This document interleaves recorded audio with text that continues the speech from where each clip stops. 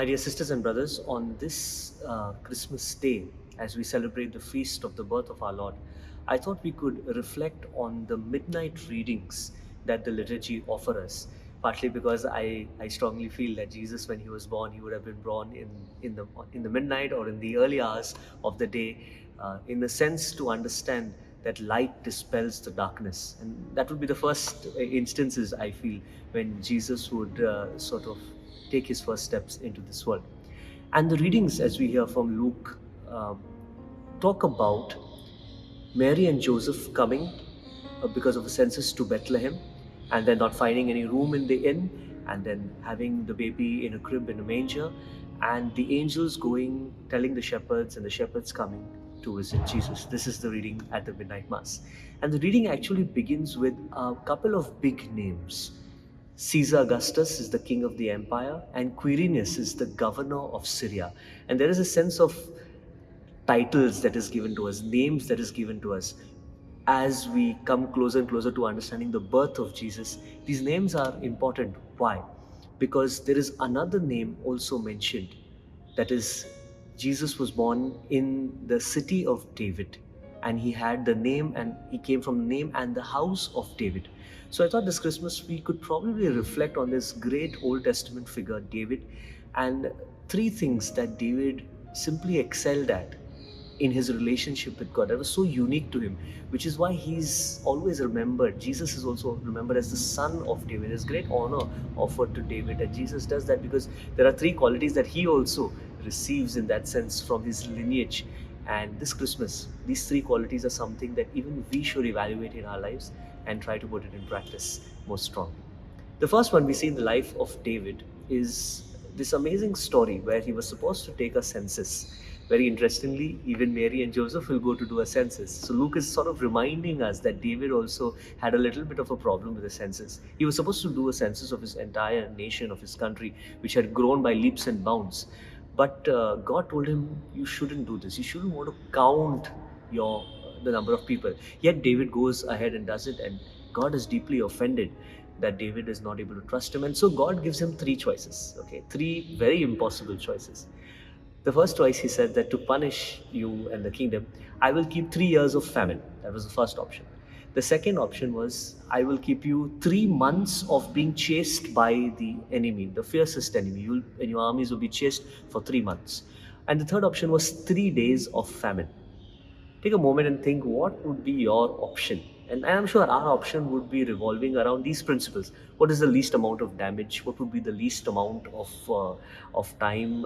Which way I can take the maximum force? Because he was a good king, he was not a bad king, so that my people don't have to suffer, etc., etc.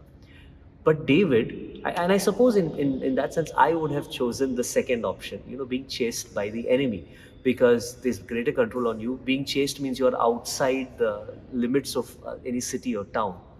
And it's also not 3 years like a famine, just 3 months.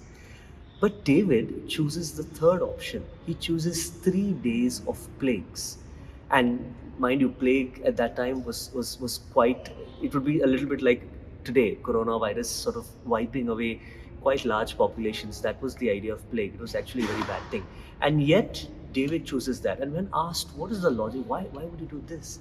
He says, it is better to be in the hands of the Lord than in the hands of the enemy. And I think the quality that comes so strongly in this is David's total surrender to God. And this is precisely what Jesus has done in the incarnation.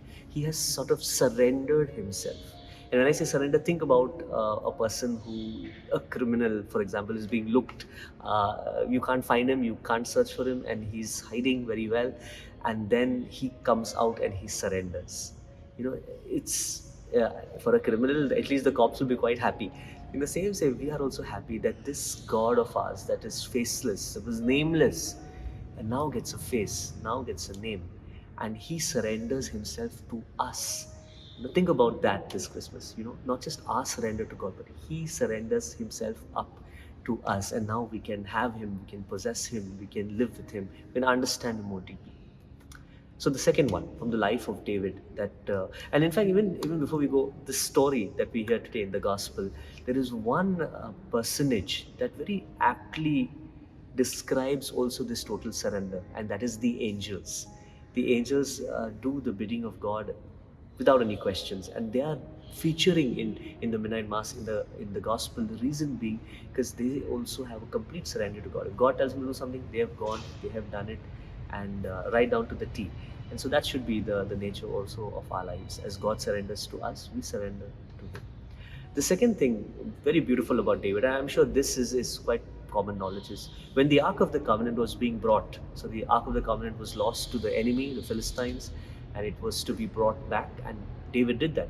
As he brought it in procession back to the kingdom, he started dancing because a sort of a happy euphoria, joy settled in his heart because the Lord was present, there.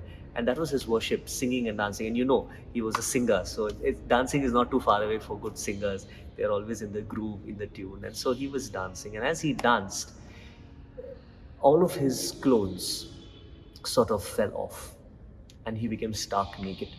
And one of his wives was commenting that this is so ill mannered, so you should be ashamed that you were like that. You are a king, and in front of your own people and in front of your own God, you are naked, and you don't even know it, and you don't even realize it. But David is not bothered, and he feels that this is the complete act of worship to God. And very interestingly, you see God coming into this world also stark naked, and of course he dies also stark naked. And this nakedness is another beautiful quality which shows the openness of David, completely open to God, completely open to God. God can read him completely as a book. Between God and David, David is not a king, and in some sense, God is also not a god. They are sort of equals, if I dare to say, and that's precisely what Jesus comes to do, to make us equals with Him. That I call you not my servants, I call you my friends. And are we able to be open to such a God? To the fact of being stark naked, unmasked in front of this baby who comes to us? Because that is the great joy of this is the good news of the incarnation, that we can just come bare and open to God, and He still understands us, He still loves us. And this is beautifully encapsulated in the figure of the shepherds in the gospel of today. They are open to God.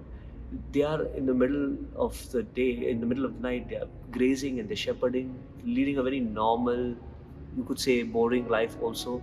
Nobody's bothered with them. They're stark poor, nothing really to live on except the day-to-day meals. And the angels come to them and they respond to their call because they had the time. Because for them, Jesus being born in a manger, the Son of Man being born, was great. It was the best news, the breaking news of their life. For us, other things would make breaking news. But the shepherds, were open to God in a very deep way, which is why perhaps they were the only ones who went. God would have called many, but a few chose to go, and these shepherds were one of them. And note, David also is a shepherd, was a shepherd. He has his roots in being a shepherd. So Jesus is also very deeply understood as a shepherd.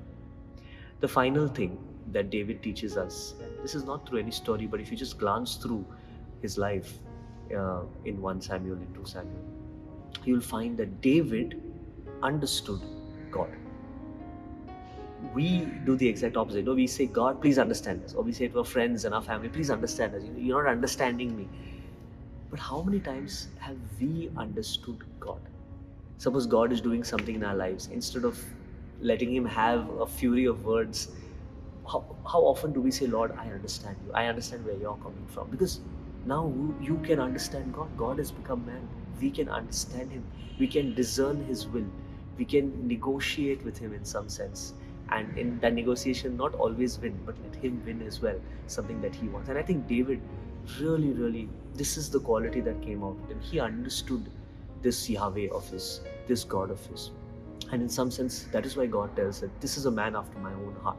And after a man after his own heart, He gave a son who was exactly like him. Not even after his own heart, but he was an icon. Jesus is an icon of God, exact representation of God. In fact, God Himself. And so with these sentiments and these thoughts, my dear friends, this final quality, by the way, is nicely captured in Mary and Joseph, who now understand and will understand through the life of Jesus, God and Jesus more deeply, more fully. They've already sacrificed much of their life, but they'll do so even more.